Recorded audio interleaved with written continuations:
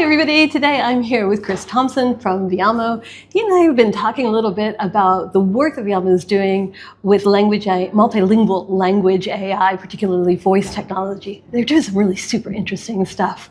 Hi Chris. Hi. Welcome. Thank you.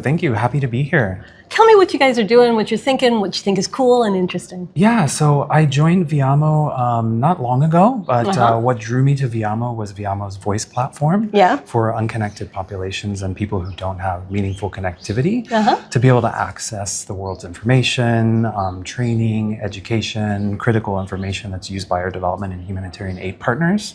Cool. And recently we're starting to we've been deploying voice AI into our platform. Yeah, that's cool. And I think that's multilingual so cool. Voice AI. Yeah. And what I think is so cool about it is that someone with a basic phone in, for example, northern Nigeria can dial in toll-free to the platform and talk instead of an audio menu that they choose from that's curated by one of our development partners or humanitarian partners. They can dial in and talk to a voice AI assistant in their own language and ask their own questions how they want and seek the knowledge that they are interested in seeking. So I think this is really cool. It also has really amazing social listening capabilities where you can actually see what people are asking about. And what do you think is going to happen? What do you think the impact on these people is going to be when we have good voice technology and it's able to be integrated?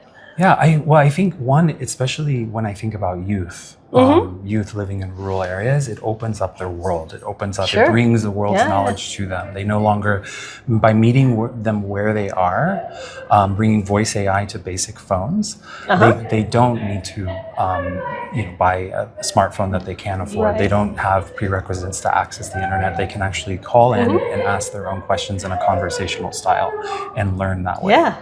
That's so cool. Really interesting. Thanks so much. Thank you. Really appreciate it. Thanks so much for having me. And that's what's interesting.